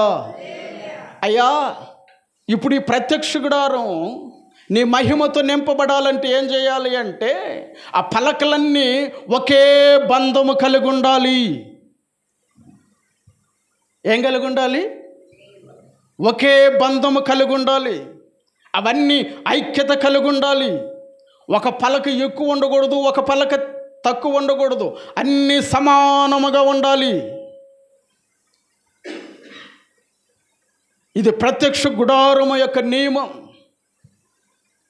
ఆ పలకలని ఆ విధంగా వరుస క్రమములో చేర్చినప్పుడు ఆకాశము నుండి బలిపీఠము మీదకి, కరుణాపీఠము మీదకి దేవుని అగ్ని దిగివచ్చింది. చప్పట్లు కొట్టేసై నామాన్ని మహిమపరుచుకుందాం. హల్లెలూయా, హల్లెలూయా. అర్థమేందో తెలుసా? సంఘము సమాధానము కలిగి ఉండాలి. అయ్యా, సంఘం ఎప్పుడు అభివృద్ధి పరచబడేది, సంఘం ఎప్పుడు క్షేమాభివృద్ధి నొందేది అంటే దేవుని ప్రత్యక్షత సంఘములో నిలవబడాలి. ఆ కరుణాపీఠమే మీదకి దిగి రావాలి. ఆ బలిపీఠమే మీదకి నిరంతరము మండుచున్నటువంటి అగ్ని ధూప కలుషము దిగి రావాలి. ఇలా జరగాలి అంటే ఆ పలకలన్నీ ఏమై ఉండాలి? సమాధానం. వరుస క్రమముల పలకలు ఉండాలి. అవన్నీ వరుస క్రమములో ఉండాలి అంటే దానికి నువ్వేం పెట్టాలి? గొల్లేం పెట్టాలి. అదే మధ్యలో పెడతారు కదా, వాటిల్లో ఒకటి సమాధానం అనే బంధం. హల్లెలూయా, హల్లెలూయా. ఈ సమాధానం అనే బంధం సంఘంలో లేకపోతే క్షేమాభివృద్ధి రాదు, దేవుని ప్రత్యక్షత బయలుపరచబడదు, సేవకుని గుండెల్లో ఉన్నటువంటి ఆ భారం విస్తరించబడదు. అయ్యా, ఎప్పుడు సంఘము ద్వారా దేవుడు కార్యాలు జరిగిస్తాడంటే ఆ సమాధానం అనే బంధం ఏ సంఘము కలిగి ఉంటుందో వారి ద్వారా దేవుడు అద్భుతమైన కార్యాలు జరిగిస్తాడు. ఎర్ర సముద్రం లాంటి సమస్యలను 2 పాయలుగా చేయగలడు. అందుకనే సంఘములో ఏముండకూడదు? కక్షలు ఉండకూడదు. సంఘములో ఏముండకూడదు? భేదాలు ఉండకూడదు. సంఘములో ఏముండకూడదు? ద్వేషాలు ఉండకూడదు. సంఘములో ఏముండకూడదు? చెప్పండి. అక్కడ చదవండి, ఆ మాట చదవండి. యెషయా గ్రంథంలో 55వ అధ్యాయం చదివాం కదా ఇందాక మనం. చూడండి, 55వ అధ్యాయం 12వ వచనం. మీరు సంతోషముగా బయలు వెలుదురు, సమాధానము పొంది తోడుకొని పోవుదురు. మీ ఎదుట పర్వతముల మెట్టలు సంగీతనాదము చేయును, పొలములోని చెట్లన్నీ చప్పట్లు కొట్టును, ముళ్ళ చెట్లకు బదులుగా దేవదారు వృక్షములు మొలుచును. చప్పట్లు కొట్టేసైనా మనం మహిమపరుచుకుందాం. సంఘం ఎప్పుడైతే సమాధానము కలిగి ఉంటుందో దురదగుండు చెట్లు మొలవు సంఘంలో. దురదగుండు చెట్లు అంటే సంఘాన్ని చెరిపేసేటువంటి వ్యక్తులు ఉండరు. ఆ సమాధానము కలిగినటువంటి సంఘములో క్షేమాభివృద్ధి కొరకు దేవుడు దేవదారు వృక్షాలను మొలిపిస్తాడు. ఎవరయ్యా దేవదారు వృక్షాలు అంటే? ప్రార్థనా పరులు. ఎవరయ్యా దేవదారు వృక్షాలంటే? సంఘానికి కావలసినటువంటి పరిచారకులు. ఎవరయ్యా ఆ దేవదారు వృక్షాలంటే? సంఘానికి కావలసినటువంటి సదుపాయాలు అనుగ్రహించగలిగినటువంటి శక్తి సామర్థ్యము కలిగినటువంటి ప్రజలు, ప్రవక్తలు, ఉపదేశకులు. అందుకని ఎపిసి పత్రికలు అంటాడు, సంఘ క్షేమాభివృద్ధి కొరకు సంఘములో ఎవరు ఉండాలంటే? మొదట బోధకులు, తర్వాత సువార్థికులు, తర్వాత పరిచారకులు, తర్వాత ప్రవక్తలు, తర్వాత చెప్పండి చెప్పండి చెప్పండి చెప్పండి చెప్పండి. వీళ్ళంతా సంఘములో లేపబడాలి. వీళ్ళంతా ఇప్పుడు సంఘం క్షేమాభివృద్ధి పొందాలంటే ఇప్పుడు మీ అయ్యగారి ద్వారానే జరిగిపోద్దా? ఎవరుండాలి సంఘంలో? ఎవరుండాలి? సువార్త ప్రకటించాలి పలానా గ్రామాలు అంటాడు మీ అయ్యగారు. ఎవరుండాలి అక్కడ? ఎవరుండాలండి? పరిచర్య చేసే బిడ్డలు ఉండాలి, సువార్త ప్రకటించే బిడ్డలు ఉండాలి,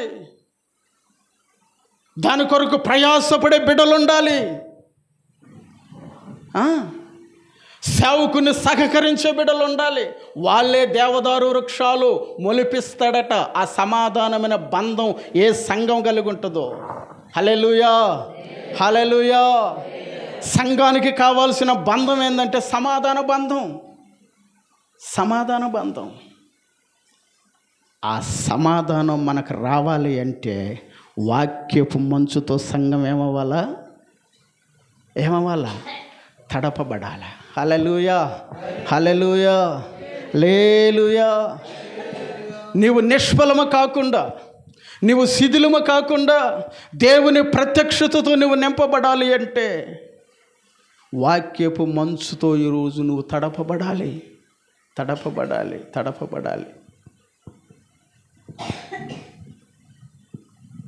వాక్యపు మంచుతో నువ్వు తడపబడకుండా నీ అనారోగ్యం నీలో నుంచి పోదు. నీ వ్యాధి నీలో నుంచి పోదు. ఆ వాక్యపు మంచు నీ హృదయంలోకి రాకపోతే, నీ తల మీదకి దిగి రాకపోతే, దాన్ని నీవు ఆస్వాదించకపోతే నీ సమస్య తీరదు. నేను కాదు కదా, ఇంకొకరు వాక్యం చెప్పిన, మీ అయ్యగారు ప్రతిరోజు చెప్పిన కోసాన్ని పెట్టి ఆ వాక్యాన్ని నువ్వు తీసుకోకపోతే అదంతా ఏమైపోద్ది? నిష్ఫలమైపోద్ది.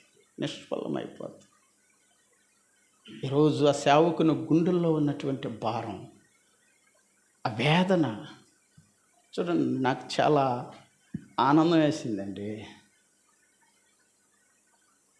గత 4 సంవత్సరాల క్రితంలో ఇదే ప్రాంతంలో దేవుని వాక్యాన్ని ప్రసంగిస్తున్నాను. దేవుడు ఒక కళ చూపించాడు.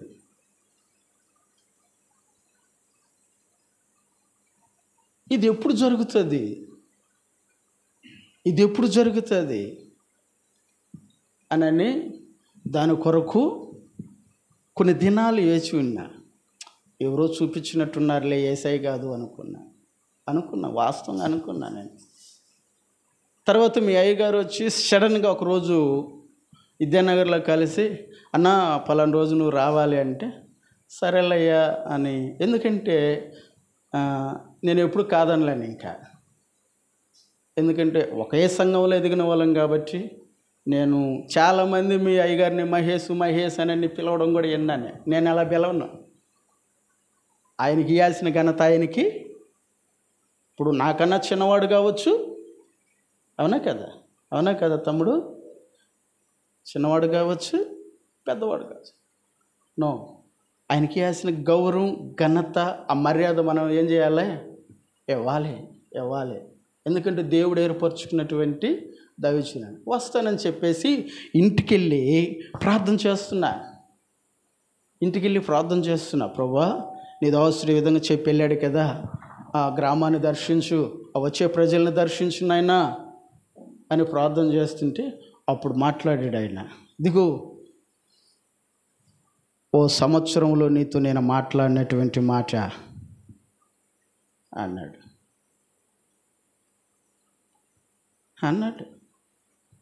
అప్పుడు ఆయనకి కృతజ్ఞత చెప్పుకొని మా పాశ్రమ తన అమ్మ 4 సంవత్సరాల క్రితంలో దేవుడు మాట్లాడినటువంటి మాట ఈరోజు ఆయన గుర్తు చేశాడు, ఇదేనా అని.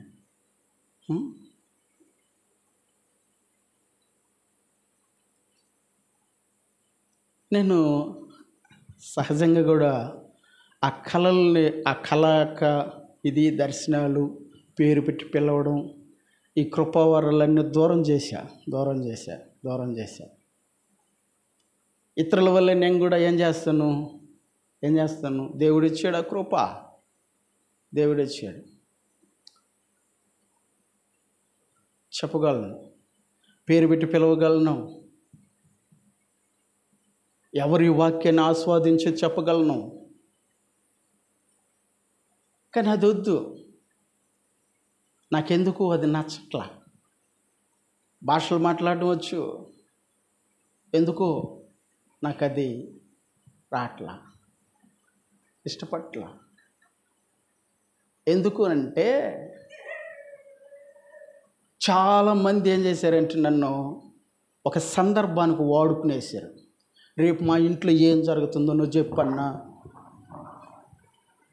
తమ్ముడు వింటున్నావా? రేపు మా ఇంట్లో ఏం జరుగుతుందో నువ్వు చెప్పని చెప్పడానికి ఇదేమన్నా జ్యోతిష్కమా? ఒక తల్లి భర్త ఉన్నాడు, ఆమె చూడు నన్ను ఎట్ట టచ్ చేసిందో. భర్త ఉన్నాడు, ఏరేవోని ఇష్టపడింది. ఎవరిని? పక్కనాలుగా తల్లి మందిరంలోకి వచ్చి నేను చెప్పి ఇతరులతో కూడా ఉంటారు అనుకున్నాను.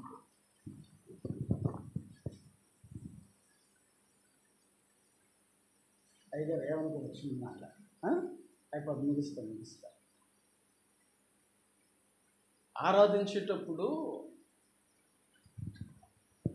7 రోజులు ఉపవాసం ఉండి అకృప పొందుతున్నాను. ఇలా ఉండాలి. నేను ఎలా ఉండాలని, నాతో ఎవడు మాట్లాడుతున్నా వాడు మనసులో మాట నాకు తెలవాలి. ఆ కృప నాకు అనిపిస్తుంది. ఇంటప్పుడు ఆరాధన చేస్తుంటే దెయ్యాలు వెళ్తున్నాయి, రోగులు బాగా అవుతున్నాయి, అన్నీ జరుగుతున్నాయి. శాతపుడు చేసేవాడిని కూడా పలానా దగ్గర చేస్తున్నాడు చూడు బుండి అని చెప్పి మందిరంలో చెప్పి అర్థమవుతుందా? ఆ తల్లి నేను ఎప్పటి నుంచి మానేసేదాన్ని అంటే, ఆరాధన జరిగేటప్పుడు ఆత్మ వచ్చింది కదా, పరిశుద్ధాత్మ వచ్చి భాషలు మాట్లాడే వాళ్ళు ఉన్నారు. ఆ అభిషేకాన్ని దేవుడు ఇచ్చాడు. మాట్లాడుతుంటే ఎగరత ఓడికాడికి వెళ్ళి ఈ మనిషి అక్క అంటే ఉన్నారు, ఎటువంటి వాళ్ళు కూడా ఉన్నారు. నేను ఎందుకు మానేసాను? అప్పటి నుంచి నాకు దాని మీద ఎందుకు అది విధంగా అయిపోయింది. ఎగరత ఆడికి వెళ్ళేది, ఓడికాడికి వెళ్ళేది. వీళ్ళేమనుకునేది ఆత్మ వచ్చింది అనుకునేది. వీళ్ళు ఎగరత ఓడికాడికి పోయేది. అప్పుడు వాళ్ళు ఇద్దరు ఇదిగో ఈరోజు నేను పలానా దగ్గరకు వస్తా వచ్చేసి. నేనే కథలు చెప్పట్లా, జరిగిన స్టోరీ చెప్తున్నా. మందిరంలో జరిగిన స్టోరీ. ఆరాధించి మరే నీ ఆరాధన పక్కన పెట్టరా దరిద్రుడా, ఆడేం జరుగుతుందో చూడరా మందిరంలో అన్నాడు. ఎవరు? ఏసీ. అప్పుడు కళ్ళు తెరిచి ఏం జరుగుతుంది ప్రభు ఇక్కడ అని అంటే, నేను అనుకున్నాను ఎవరైనా దెయ్యాలైపోయి కొందరుకాలం వస్తున్నారు కదా, వాళ్ళని పట్టుకోవాలి. కానీ ఏం చూస్తావో ఎగరత పోతా ఉంది. అట్ట చూడరా నువ్వు అన్నాడు. చూసినా మాట్లాడేస్తున్నా. వీళ్ళతో మాట్లాడుతున్నది ఏందబ్బా నేను ఆలోచించి ఏం ప్రభు అంటే అప్పుడు చెప్పాడు ఇదిరా స్టోరీ అని. అట్టా జరిగిందా అని అప్పుడు అడుగు. అక్క ఏందమ్మా అంటే, ఆయన మా ఆయనేనా అంటున్నాడు. మీ ఆయనేనా? మా ఆయనే అంటున్నాడు. భర్త ఏరో కూడా ఉన్నాడు. చూడండి ఎంత దౌర్భాగ్యమో చూడండి. ఆయనకి